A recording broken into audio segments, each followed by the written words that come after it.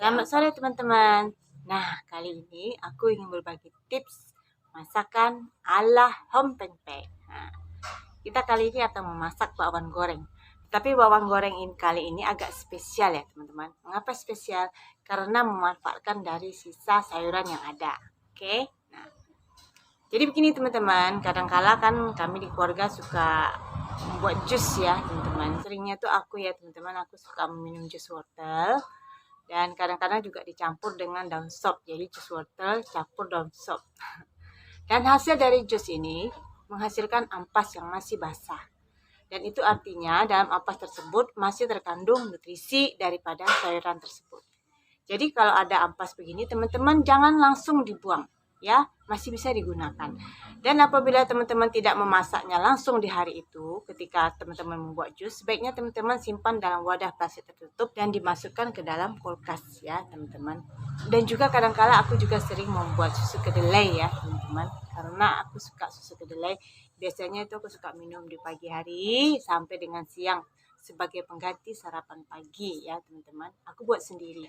Dan mungkin bagi teman-teman yang tahu cara membuat susu kedelai, itu biasanya ampasnya tuh basah sekali ya teman-teman, tapi juga harum.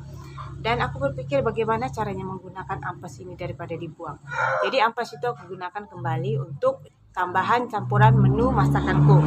Nah, khusus untuk ampas kedelai ini, karena sifatnya kan basah sekali teman-teman, kita tidak bisa langsung menyimpannya di kulkas.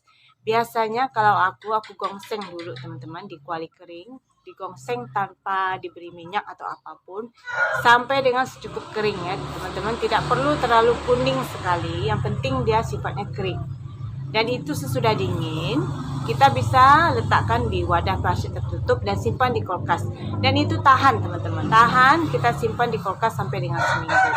Nah, menu masakan yang ingin kubagi kepada teman-teman kali ini adalah bakwan goreng. Nah, bakwan goreng itu kadang-kadang teman-teman aku suka campurkan juga sebagian dari ampas hasil dari jus dan ditambah sedikit dari ampas kedelai ya teman-teman. Tapi masih kita tambahkan sayur-sayur segar lainnya seperti juga resep-resep bakwan kebanyakan resep bakwan pada umumnya ya teman-teman. Nah, biasanya di sini aku masih menambahkan kembali wortel setengah batang, daun bawang 2 batang, daun sop 3 sampai 4 batang, kol ya, kol kalau sebulat ini teman-teman aku bisa untuk 3 kali pakai, sisanya simpan di kulkas.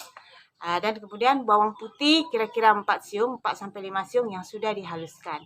Dan itu kita campur jadi satu, kita aduk dalam satu baskom sampai dengan merata ya teman-teman. Ingat, pastikan adukan itu benar-benar merata ya teman-teman, kombinasi daripada sayur-sayur tersebut.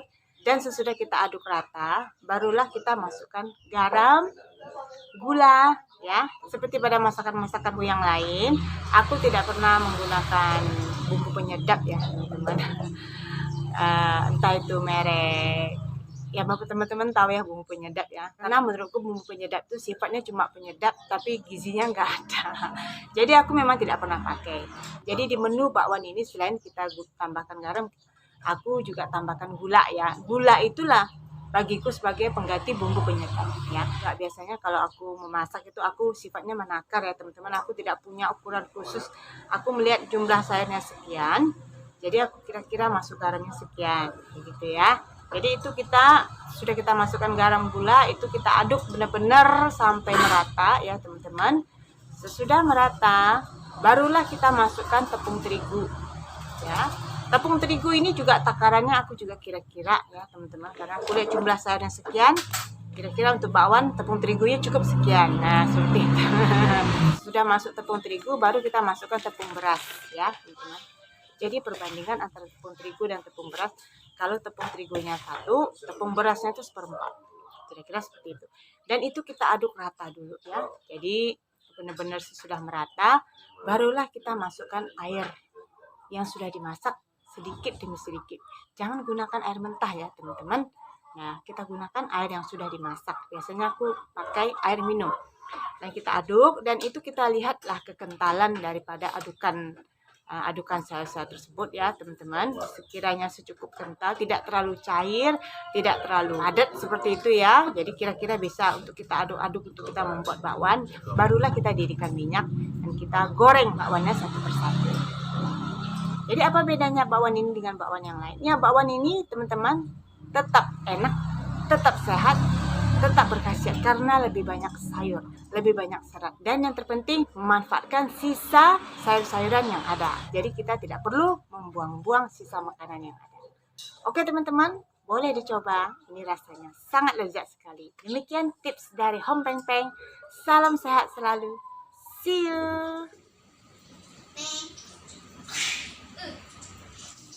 Nah, ini ya teman-teman, bakwannya kombinasi antara ampas wortel dan ampas daun sop. Kemudian masih ditambah dengan irisan wortel segar, irisan daun sop segar, irisan bawang pre segar, irisan kol, serta bawang putih yang sudah dihaluskan 4 siung. Jadi kan anak-anakku suka makan gorengan teman-teman. Jadi daripada beli di luar, mendingan aku masak sendiri. Gorengan yang syarat dengan sayur sehingga tetap sehat dimakan. Rasanya juga enak.